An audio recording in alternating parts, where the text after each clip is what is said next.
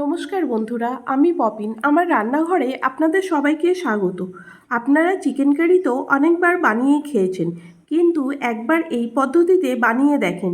Test হয় আলাদা, খেতেও অসাধারণ লাগে।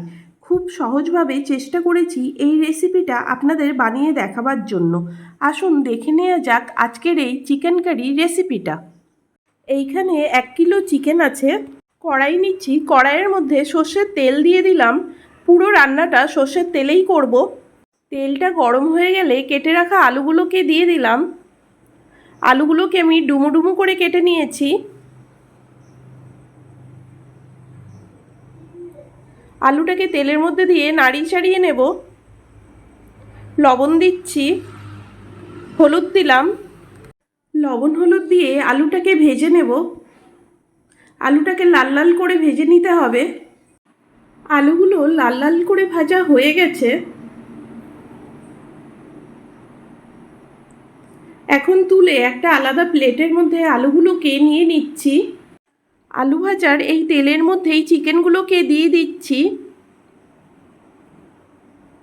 চিকেনটাকে এই তেলের মধ্যেই ভেজে নেব। এইভাবে চিকেনটাকে ভেজে নিলে চিকেনে যে গন্ধ থাকে সেই গন্ধটা আর দেবে না। লবণ দিলাম। লবণ দিয়ে চিকেনটাকে ভেজে নেব।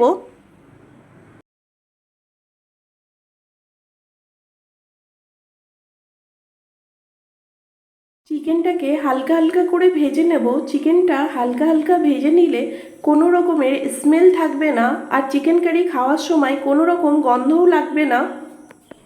চিকেনটা বেশি ভাজবেন না, চিকেনটা হালকা করেই ভেজে নেব।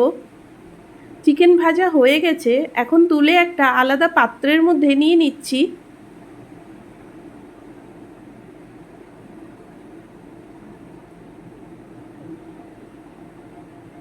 এমনি করে আলাদা করে ভেজে নিলে চিকেনটা ছিবড়ার মতন লাগবে না। বেশি ভাজলে চিকেনটা ছিবড়া ছিবড়া হয়ে যাবে। হালকা করেই ভেজে নেবেন চিকেনটা, বেশি ভাজবেন না। চিকেনের যে জুসটা এই তেলের মধ্যে চলে এসেছে, এই তেলের মধ্যেই আমি চিকেনটা রান্না করে নেব। এই তেলের মধ্যে 2টো তেজপাতা দিলাম, গোটা গরম মশলা দিলাম, ছোটো এলাচ 4টে, 2টো লবঙ্গ, ডালচিনি, 1 টিস্পুন গোটা জিরে দিলাম। যখন মশলার থেকে সুন্দর গন্ধ বেরোতে শুরু করবে, পেঁয়াজ কুচি দিয়ে দিলাম। 2টো বড় সাইজের পেঁয়াজ কুচি দিয়ে দিলাম। পেঁয়াজটাকে সফট হওয়া পর্যন্ত পেঁয়াজটাকে ভেজে নেব। যতক্ষণ পেঁয়াজটা ভাজা হচ্ছে আমি ভেজে নেওয়া চিকেনটাকে ম্যারিনেট করে নেব। ভেজে রাখা চিকেনের মধ্যে টক দই দিয়ে দিচ্ছি। টক দইটাকে আমি ভালো করে ফাটিয়ে নিয়েছিলাম। লঙ্কার গুঁড়ো দিচ্ছি 1 টিস্পুন। লঙ্কার গুঁড়ো আর টক দইটা দিয়ে চিকেনটাকে ভালো করে ম্যারিনেট করে নেব। চিকেনটা ম্যারিনেট করা হয়ে গেছে। পেঁয়াজ আগের থেকে সফট হয়ে গেছে। রসুন বাটা দিলাম 2 টিস্পুন। আদা বাটা দিচ্ছি 2 টিস্পুন। আদা আর রসুনটাকে পেঁয়াজের সাথে কষিয়ে নেব। হলুদ দিলাম 1 টিস্পুন। লবণ দিচ্ছি 1 চামচ। লবণটা আপনারা স্বাদ অনুসারেই দেবেন। সমস্ত মশলা একসাথে কষিয়ে নিচ্ছি। একটা বড় সাইজের টমেটো পেস্ট দিচ্ছি। জল ছাড়া টমেটোটাকে পেস্ট করে নিয়েছি। দই ব্যবহার করেছি, তাই খুব বেশি টমেটো দেওয়ার প্রয়োজন নেই। যদি আপনারা দই ব্যবহার না করে থাকেন তাহলে 3টে টমেটো পেস্ট করে দিয়ে দেবেন। জিরের গুঁড়ো দিয়েছি 1 টিস্পুন। আমি অল্প একটু মশলাতে জল ব্যবহার করেছি, ভিডিওতে ডিস্টার্ব ছিল তাই দেখাতে পারিনি। অল্প জল দিয়ে মশলাটা কষিয়ে নিচ্ছি। ভালো করে মশলাটা কষিয়ে নিতে হবে যতক্ষণ টমেটোর কাঁচা গন্ধটা না চলে যায় আর মশলার থেকে তেলটা না ছেড়ে দেওয়া পর্যন্ত মশলাটা কষিয়ে নিতে হবে। মশলার থেকে তেল ছেড়ে দিয়েছে। ভেজে রাখা আলুগুলোকে মশলার মধ্যে দিয়ে দিলাম। আলুটা নরম হয়ে যাওয়া পর্যন্ত মশলার সাথে আলুটাকে কষিয়ে নেব। আলু নরম হয়ে গেছে, এখন ম্যারিনেট করা চিকেনটাকে মশলার মধ্যে দিয়ে দিলাম। মশলার সাথে চিকেনটাকে কষিয়ে নেব। প্রথমেই জল ব্যবহার করবেন না, কেননা চিকেনটাকে মশলার সাথে কষিয়ে নিতে হবে।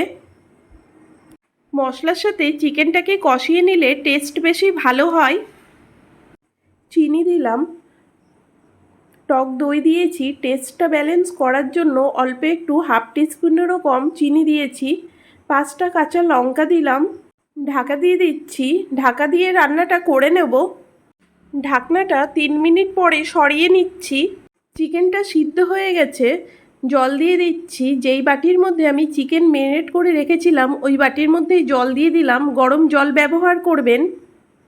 তরকারিটা ফুটে গেছে, মাঝে মাঝে একটু নাড়িয়ে চাড়িয়ে নিতে হবে। প্রথমেই জল ব্যবহার করবেন না চিকেন কষানোর সময়, চিকেনের সাথে যে মশলাগুলো আছে সেইগুলোর থেকে কাঁচা গন্ধ দেবে। ভালো করে মশলাটা কষানো হয়ে যাওয়ার পরেই জল ব্যবহার করবেন। ভালো করে ফুটে গেলে দিয়ে দিলাম গরম মশলার গুঁড়ো। গরম মশলার গুঁড়ো দিয়ে 2 মিনিট ফুটিয়ে নেব। সামান্য অল্প একটু ধনেপাতা কুচি দিলাম। ধনেপাতাটাকে তরকারির সাথে ভালো করে মিশিয়ে নিচ্ছি।